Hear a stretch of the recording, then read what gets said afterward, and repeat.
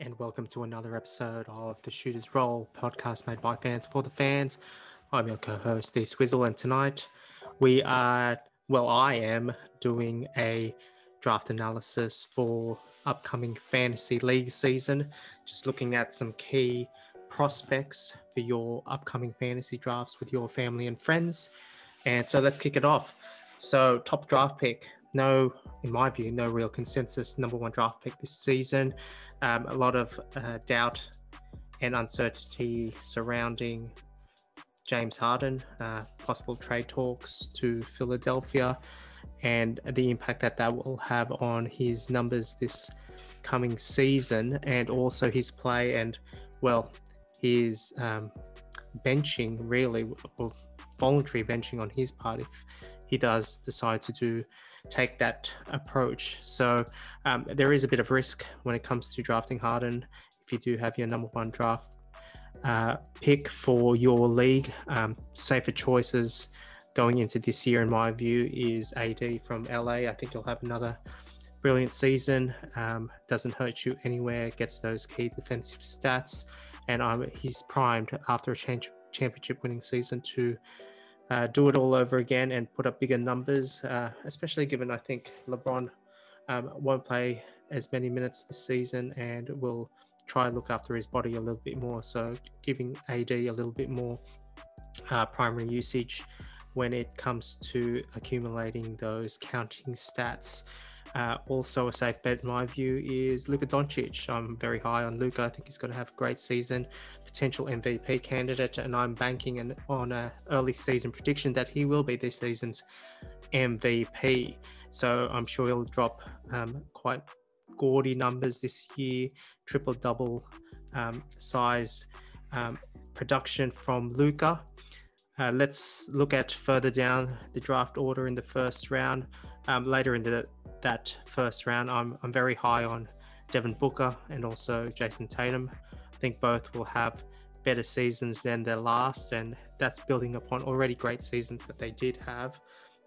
D-Book will be assisted this year by the coming on board of Chris Paul, which will make his job easier, getting more open looks, and also being having less attention being drawn on him given Chris Paul's play and also DeAndre Ayton's play as well this coming season. I think D-Book's going to have a great season, along with Jason Tatum. I think Jason Tatum's going to again take another leap forward, a big Mamba step in his development as a player, and in my view also will be in MVP discussions given that he will be the primary scorer there at Boston.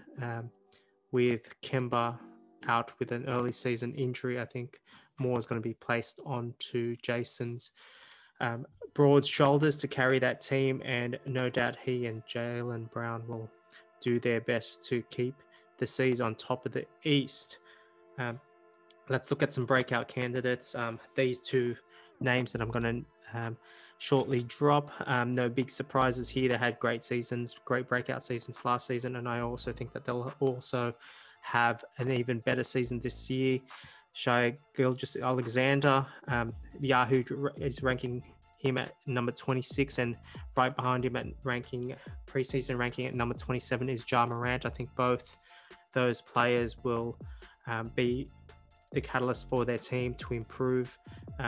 SGA in particular will have the ball more in his hands with the departure of Chris Paul, and Ja Morant will also build upon his credentials as a franchise cornerstone for the Memphis Grizzlies. So I do like both of those players, but that's no big surprise, is it, really, when we're talking about breakout candidates, because part and parcel, they have already been doing that in the previous season.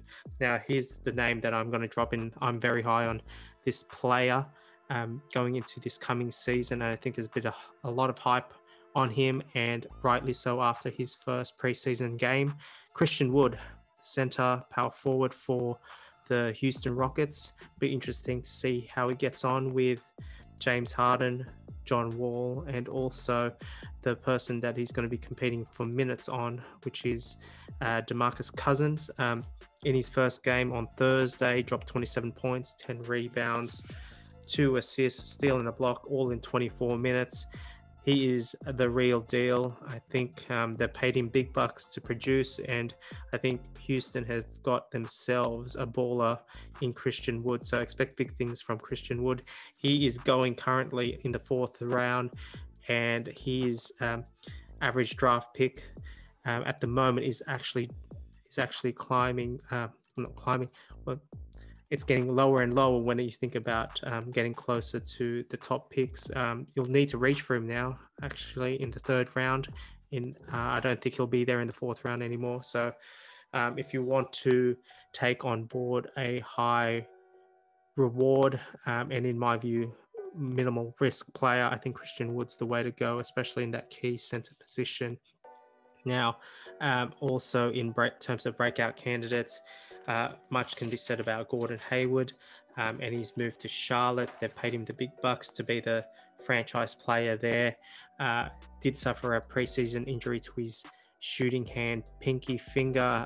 How that affects his play going forward, we will soon find out. But he's primed to be the primary scorer there in Charlotte, aptly supported there by Devontae Graham and Terry Rozier, and also 1st round draft pick LaMelo Ball. But it'll be on Gordon Hayward's shoulders to successfully pilot Charlotte into a more winning culture, and I think he will have a bigger season this season and return back to his all-star ways. Value picks, I'm just going to drop these names now because I think these are the key targets for you in those key middle to late rounds that will ultimately win you your fantasy league. Jonas Valanciunas is currently ranked at 49 in Yahoo standard play. Now, he's going to be a dominant force for the Grizzlies, especially with Jaren Jackson injured in the early part of the season. I think JV is going to have a great year. He's already shown some great mid-season form in preseason, and I would target JV in those middle rounds as a safe bet for that center position. Kelly Oubre Jr., currently ranked at number 66 in the preseason, and also Thomas Bryant, currently ranked at number 68. Both are going around the 6th round. Both have high potential to produce big numbers. Kelly Oubre, now with the Golden State Warriors, will effectively be the 3rd option there behind Steph Curry and also Andrew Wiggins in the scoring department. And I think there's going to be some big numbers that Kelly's going to put up in that supplementary role behind Steph and Andrew in GSW. Now, Thomas Bryant, I'm high on him because of his all-round play. He's shown some good form in the preseason, and another year developing in the league, I think, will show him a more consistent player this season. Other value draft picks that we're looking at: Blake Griffin at number 94. There is a bit of an injury risk to Blake, but going at 94, I think it's well worth the punt to draft Blake in that later round, as well as Markelle Fultz at number 95 as well. Markelle's going to come off with having a better season, in my view. I think Markelle's primed to have a more consistent year running the show there at Orlando.